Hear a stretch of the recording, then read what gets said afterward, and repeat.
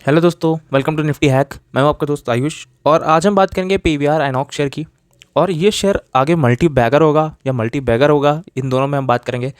तो ये एनालिसिस करने के लिए हमें दोनों चीज़ें देखनी पड़ेंगी कि इसके पॉजिटिव साइड क्या है और इसके नेगेटिव साइड क्या है। ठीक है, तो अगर आप दोनों चीज़ें नहीं देख रहे हो, ठीक है, पॉजिटिव साइड क्या है और नेगेटिव साइड क्या है, तो आप इतनी क्लैरिटी से अपना इन्वेस्टमेंट नहीं कर सकते हो, या फिर आप ये नहीं प्लान नहीं कर सकते हो कि हमें इसमें एंट्री लेनी चाहिए या नहीं लेनी चाहिए, या क्या पोजीशन स्टार्टिंग रखनी चाहिए, क्या होना चाहिए। तो ये सारी चीज़ें हम इसमें बात करेंगे। और चलिए पहले फिर हम चार्ट्स पे देखते हैं और फिर बात करते हैं कि क्या चीज़ें हो रही हैं।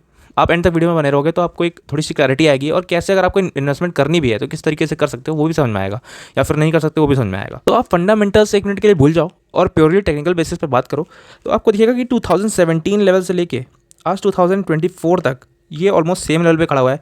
मतलब 2017, 18, 19, 20, 21, 22, 23, 24, ऑलमोस्ट 8 साल, ठीक है, 8 ईयर्स इसने अपने एक ही जगह पे प्राइस है। ठीक है, कहीं मूवमेंट नहीं है, 7 साल से 8 साल से कोई प्रॉफिट नहीं है।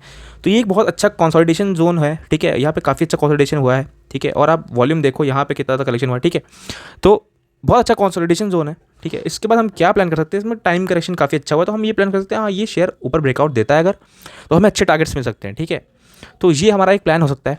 फिर जो मैं लिक्विडिटी के बेसिस पे समझाता हूँ, प्लीज़ आप ये चीज़ें ध्यान से सुनोगे तो आपको बहुत अच्छे से क्लैरिटी आएगी, कुछ नया सीखने को मिलेगा।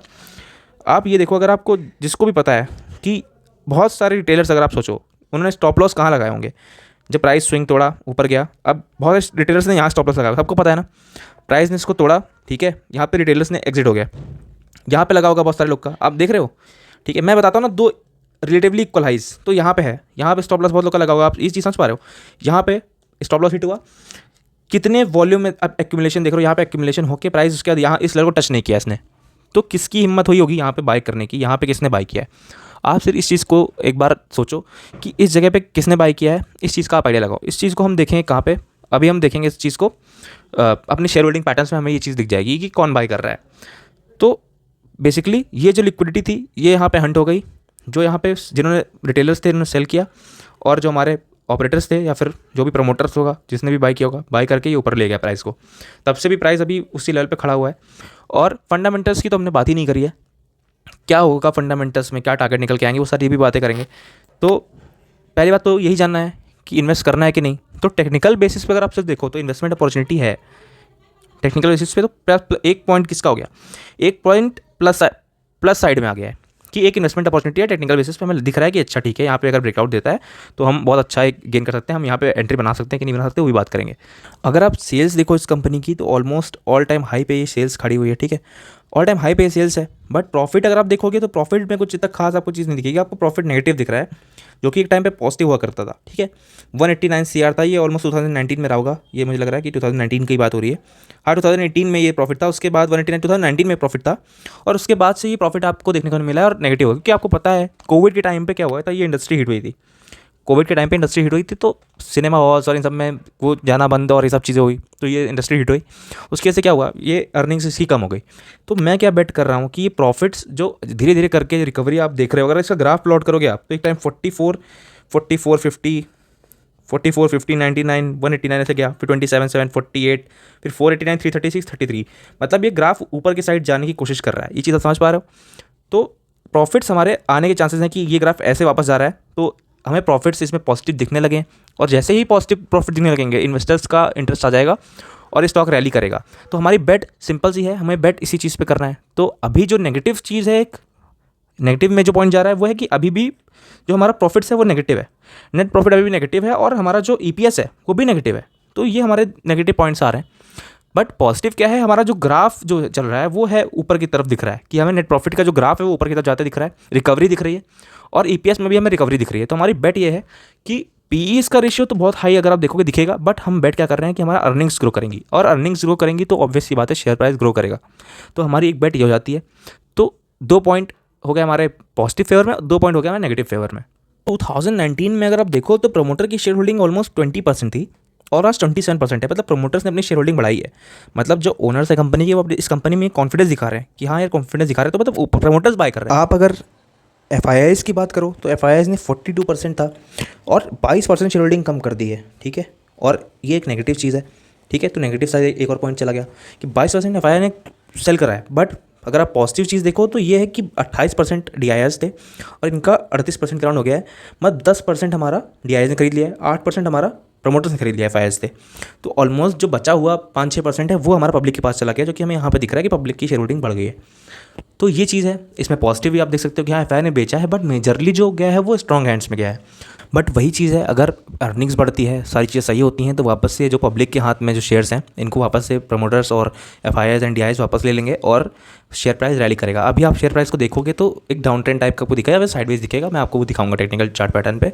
बट तब तक आगे चलते हैं और एक बार इस इंडस्ट्री की ही बात कर लेते हैं। दूसरी पॉजिटिव चीज़ अगर आप देखोगे तो PVR की जो ऐड इनकम थी वो वापस से इंक्रीज़ करते हुए हमें दिख रही है। तो ये एक अच्छी चीज़ हो गई, इनका ऐड रेवेन्यू जो है वापस से आना शुरू हो गया इनके पास।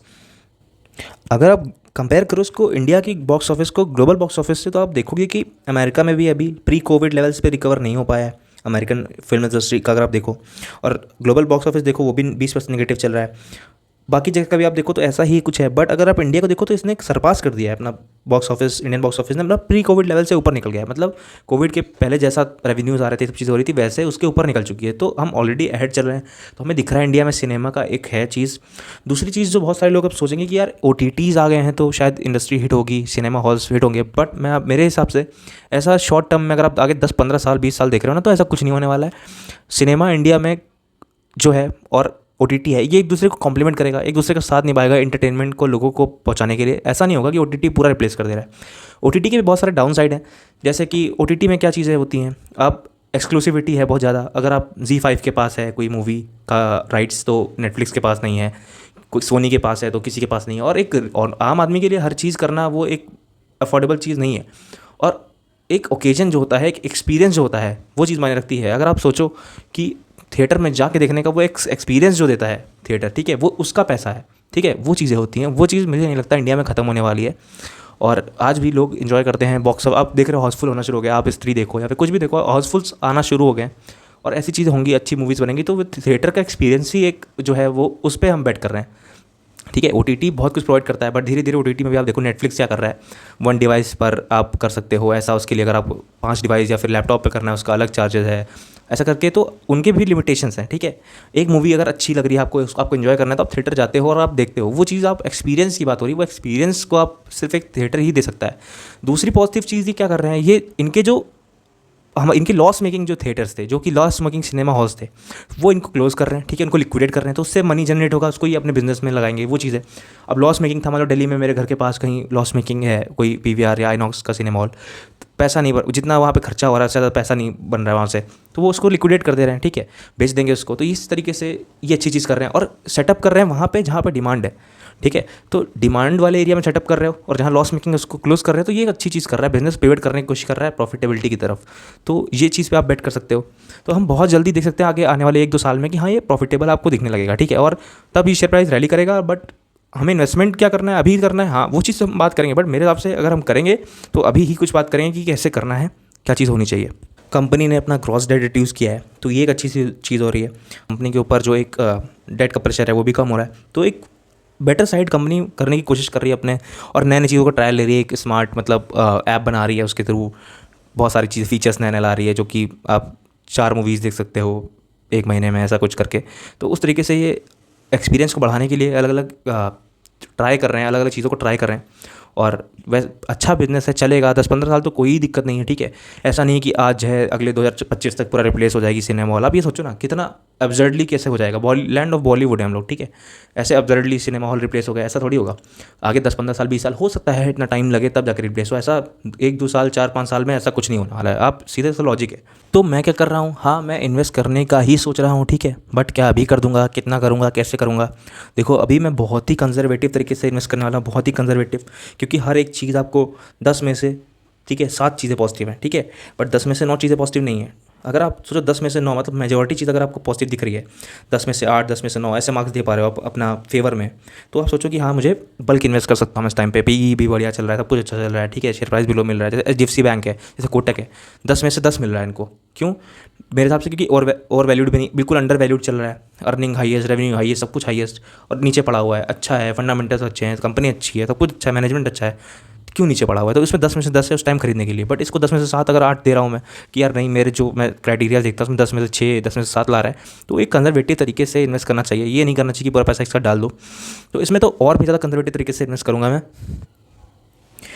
तो एक चीज़ जो हो सकती थी पहले, वो हम ये कर सकते थे कि ये जो हमारा ट्रेंड लाइन का ब्रेकडाउन होता है यहाँ पे हम इन्वेस्ट कर सकते थे, बट वो अपॉर्चुनिटी तो चली गई। ठीक है, तो अभी हम क्या कर सकते हैं, हमें वेट करना पड़ेगा थोड़ा सा। क्या वेट करना पड़ेगा कि इस प्राइस के ऊपर क्लोजिंग करेगा ये और उसके बाद एक रिट्रेसमेंट देगा, और ये चीज़ होगी 110% होगी। ठीक है, कि इस प्राइस के ऊपर क्लोजिंग करके अगर ये रिट्रेसमेंट देता है, या फिर इन्वेस्टमेंट प्लान रहेगा वो ये है कि मैं इस जोन में, ठीक है, इस जोन में पूरा 20% जितनी क्वांटिटीज़ बाई करना है उसका 20% ज़्यादा बाई नहीं करूँगा। ठीक है, 20% बाई कर ली। उसके बाद क्या करना है, हमें वेट करना है इस एरिया के ऊपर क्लोजिंग देने का, और उसका रिट्रेसमेंट होता है तो हमें बाय ऑन डिप करना है। ठीक है, बाय ऑन डिप। क्यों बाय ऑन डिप करना है, देखो प्लान सीधा सा क्या है कि ये एक हमें दिख रहा है reverse head and shoulder pattern है, sorry reverse cup and handle pattern है, और इसका ब्रेकडाउन होते ही प्राइस ऊपर जा रहा है, तो हमें एक हो सकता है कि ये प्राइस ऊपर निकल जाए और फिर ब्रेकआउट दे देगा, तो हमें एक अच्छा प्राइस, हमें मतलब एक अच्छा प्रॉफिट दे सकता है। और ये आपको पता है कि कप एंड हैंडल पैटर्न्स जो होते हैं ना, ये फेल हो जाते हैं अगर लिक्विडिटी अच्छे से पहले मार्केट ने उठाई हुई है, तो ऐसा नहीं होता है। अगर ऑपरेटर ने खरीदा हुआ है तो जाएगा ही जाएगा ऊपर। तो हमें क्या करना है, हमें 20% यहाँ पे करना है। फिर मैंने बता दिया कि अगर इसके ऊपर क्लोज करता है, रिट्रेस होता है, बाय ऑन डिप करना है। उसके बाद अगर आप ध्यान दो तो अगर ये हमारा शेयर इसके ऊपर निकलता है, यहाँ पे क्रॉस करता है फ्यूचर में जाके, अपने 20% यहाँ बाय किया, कहीं जितनी अपॉर्चुनिटीज़ मिलेंगी यहाँ बाय करते जाना है, निकलता है तो हमारा टारगेट क्या निकल के आता है, एक बार वो देख लेते हैं। तो जो हमारा टारगेट निकल के आता है वो इस कप की डेप्थ के बराबर निकल के आता है, जो कि कितना निकल के आ रहा है हमारा करंट लेवल से। और आप करंट लेवल से देखो ये टारगेट तो ऑलमोस्ट 140% के अराउंड निकल के आ रहा है, जो कि काफ़ी अच्छा टारगेट है। आप मल्टी बैगर साइड ही इसको मान सकते हो, बट एक ईयर अच्छा चाहिए। ठीक है, कंजर्वेटिव अभी क्यों हो रहा है, क्योंकि हर एक चीज़ पॉजिटिव नहीं है। तो हमें धीरे धीरे बाय ऑन डिप्स, अगर ये प्राइस ऊपर जाता है तो बाय ऑन डिप्स करना है। और यहाँ पे बाय क्यों कर रहे हैं, ताकि एक हमारे पास पोर्टफोलियो में अगर ये शेयर पड़ा हुआ है तो हमें पता है कितना नीचे जा रहा है, फिर कोई पैटर्न फॉर्म हो रहा है तो हम वहाँ पे एंट्री ले सकते हैं, बल्कि इन्वेस्ट कर सकते हैं। तो आप सोचो कि क्या इसको हम इन्वेस्ट ना भी करें तो भी चलेगा, अभी बाद में इन्वेस्ट कर लें तो कोई बात नहीं, बिल्कुल ठीक बात है। अगर ये प्राइस यहाँ से डब्ल्यू पैटर्न फॉर्म करता है फिर नीचे आता है तब आप इन्वेस्ट कर दो, वही तो मैं भी कह रहा हूँ। बट अगर आप ये चीज़ देखो, अभी डाउन ट्रेंड भी चल रहा है तो हो सकता है ये प्राइस ऐसे नीचे करके और रहा है। ठीक है, ये भी चीज़ हो सकती है, कुछ भी हो सकता है मार्केट में। तो आप इसीलिए मैं 20% क्यों कह रहा हूँ कि 20% में क्या ही होगा, 20% क्वांटिटी, मुझे 100 शेयर बाई करने थे, मैंने 20 बाई किए, 80 तो बचे ना, 80 मैं कभी भी खरीद सकता हूँ, यहाँ खरीद सकता हूँ, यहाँ खरीद सकता हूँ, कहीं भी खरीद सकता हूँ। तो इसलिए मैं 20% इन्वेस्ट करने को बोल रहा हूँ, ताकि अगर ये फ्यूचर मान लीजिए डब्ल्यू बनता है तो आप यहाँ पे थोड़ा सा ऑलरेडी थोड़ा सा गेन हो, ताकि आपको एक थोड़ा सा कंजर्वेटिव आपका पोर्टफोलियो बिल्डिंग करने में आपको आसानी हो। इस तरीके से हम इन्वेस्ट करेंगे। आई होप आपको एनालिसिस अच्छी लगी हो। अगर आपको वीडियो पसंद आई तो वीडियो को लाइक करो और चैनल को सब्सक्राइब करो। जय हिंद, जय भारत।